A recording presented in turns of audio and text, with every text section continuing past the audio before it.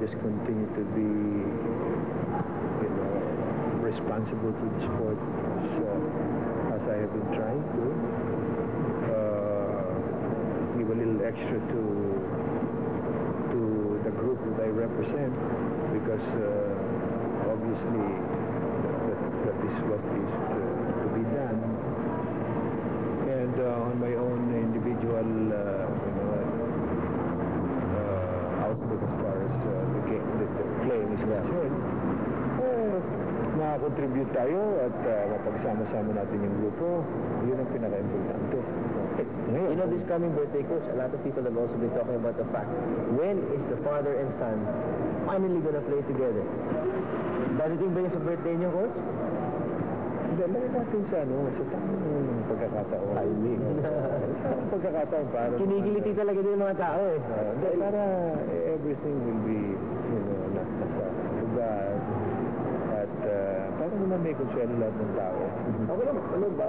Kasi mga last two questions ito. Nakita ko yung game ni Dudut nung Tuesday at nakita natin yung performance niya. Ano feeling yun, Coach? Nung first Must be gratifying for you to see him play the way he's playing. Well, siyempre, but what I'm trying to tell you is, alam mo, the performance in one game doesn't really, spell everything out.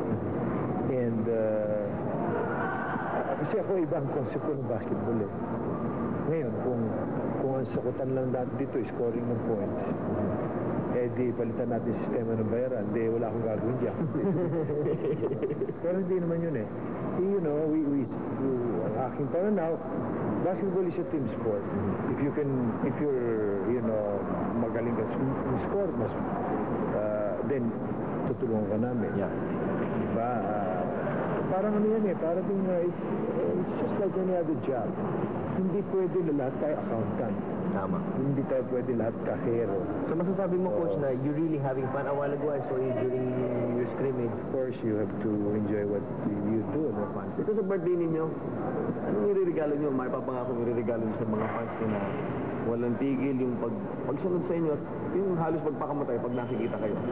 Alam mo, yung mga taong sumusuporta sa atin, yan naman alam mo kung ano yung pinaglalaban natin. Hindi naman nandiyan lang yan dahil sa, nakakashoot ka ng 3 points, nakakapasa ka ng maganda. Hindi. Sa tingin ko yung mga nasa ulo nila, pareho din nasa ulo natin. Yung nasa ulo natin, nasa ulo din nila. At, hindi ko nasasabihin ko ano yung mahaba. But, ang masasabi ko lang is, basketball has been good to me, and the public generally have been extremely good to me. So ako naman, I will do my share so that I could also be, responsible to the sport and to the group that I represent para makonsuluhan sila. At para kung mananalo tayo, happy sila. At kung nanatalo naman, hindi lang sila ang malungkot din ako. Coach, happy birthday. Salamat. Salamat naman sa binigay niyong panahon sa birthday ko. Coach, yung show namin, nakasentro po sa inyo. Ano ba? Yun ang birthday gift natin ninyo.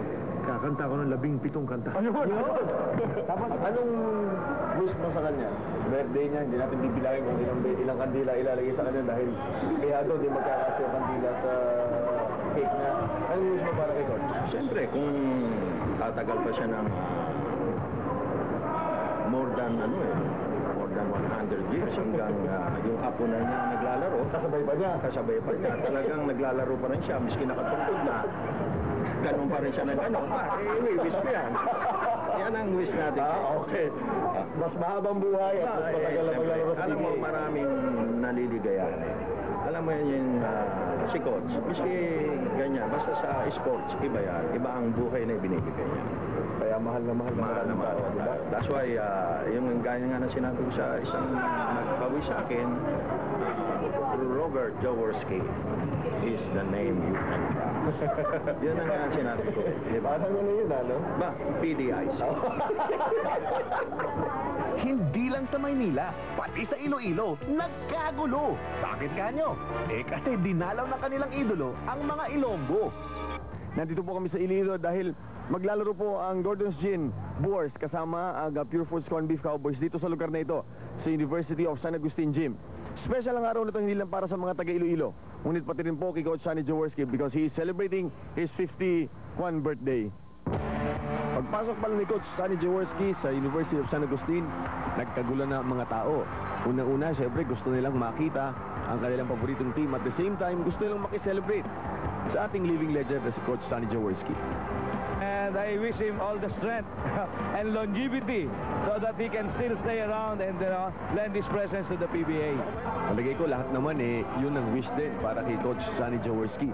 At bago rin magsimula ang ball game, tinawag po ang playing coach ng Gordon's Gin sa gitna upang kantahan ng kapirasong mga tono ng syempre kilalang kantang Happy Birthday. At sa midcourt siya nilapitan ng kanyang mga co-players at nakakuha pa siya ng isang birthday hug from Alvin Patrimonio ng Pure Foods Corned Beef Cowboys.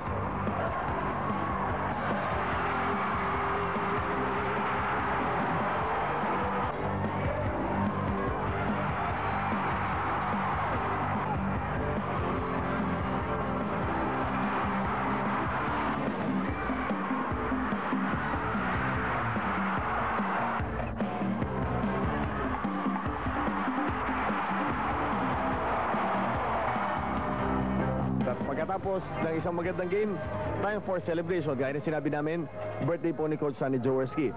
Now, on to the celebration. Siyempre, hindi makukumpleto ang birthday kapag walang chibugan. At dahil gutom ang mga players, hindi magpapatalo ang kanilang mga sikmura. Happy birthday, Coach Sonny Jaworski.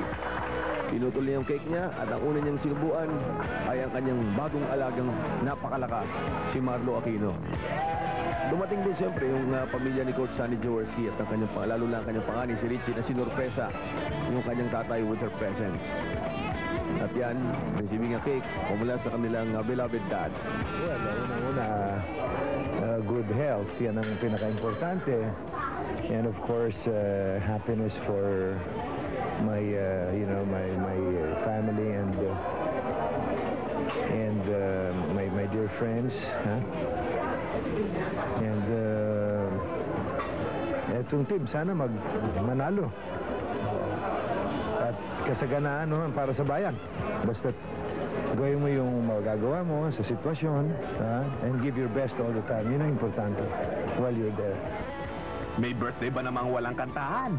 Siyempre, dapat kantang panalo. It's singing time at dito po ang inyong mga most requested song. Pero hindi tayo kakanta. Hindi. Masama yun. Pinatakot mo ako eh. Hindi kakanta. Kung naalala po ninyo, feature namin dito ng minsan, ang theme song na nagde-depict ng life ng mga fans ng Ginebra. Yun. Kung natatalo yung Ginebra Oo. ni Gary Granada. Pero- Alam mo, ang daming lumapit sa akin pagkatapos ng episode natin. Yung nagustuhan na yung kanta. In fact, even non-Ginebra fans, non-Gordon's Gin fans, gustong-gusto na yung nagtatanong kung saan nga sila makuha. In fact, alam mo yung kaibigan nating DJ to si Ed Pixon Pinaplug niya. Pinaplug niya yung station niya, yung mga kasabayan ni Ed Pixon kasi inire-request yan. Yun. At yung gumawa ng kantang to na si Gary Granada, nagpadala siya ng note sa akin after that episode din. Sabi niya sa akin, pakicorrect nga lang, bukod sa rayuma at saka arthritis daw, wala siyang problema sa tuhod niya. Sa paa niya. Anyway, Gary Granada, maganda yung kanta niya. Pero ang problema, kapag natatalo ang title Yun. nananalo yung Ginebra na Gordon. Ngayon, parati Diba? silang nalo. Oo. Pero meron din tayong kanta para sa inyo. Okay. Ang kumanta ay si Bayang Barrios na yung mga tumutugtog ng yung ethnic music parang alay Joey Ayala. Joey Ayala, tama. Okay, Ayun, kapag nananalo ang Ginebra, ano kayang itsura? O anak na tono ng tugtog? Siguro nakakatuwa eh. Dapat, kasi nananalo Anytime.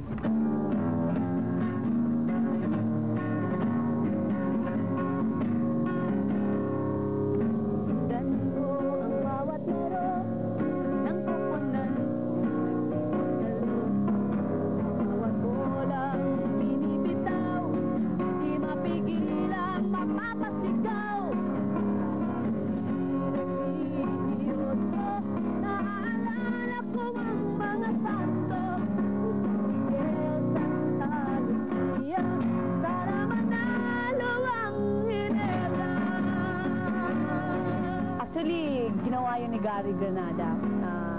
Isang araw lumapit sa akin. Bayang, meron akong material sa bahay. Parang Hinebra rin yung boses ko eh. Yung boses sa talo, no? Eh, kailangan may boses panalo eh. Si Bayang Barrios, yun, mahusay yung mga awit yun. Nakakatuwa, sabi niya. Sabi ko, tingnan ko yung material, tingnan ko yung lyrics. So, sabi ko, tawa ako ng tao, nakita ko yung lyrics. Tapos, yun, nirecord na namin.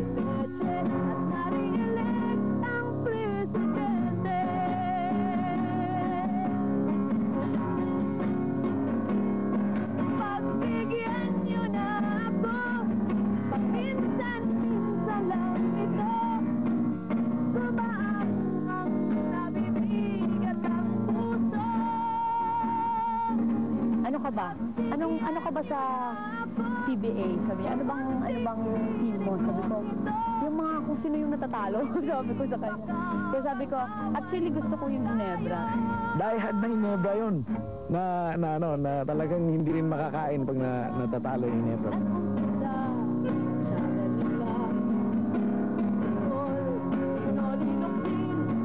Kahit pinapaso pa rin, yun ay suabe-suabe sa mga plastic clothes showerty. Sa magkabilang kanto, 3.3 reason at harensyo.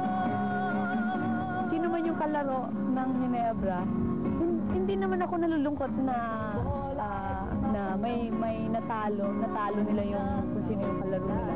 Pinaawa ako doon. Pero nakasaya rin ko dahil nananalo yung Ginebra. Eh, hindi man lahat ng araw talo ang Ginebra. Oo. Sila'y walang epekto sa aliw at alahoy ni Malo. Isang sumukot sa buong palimot, ang maglalaro na rin si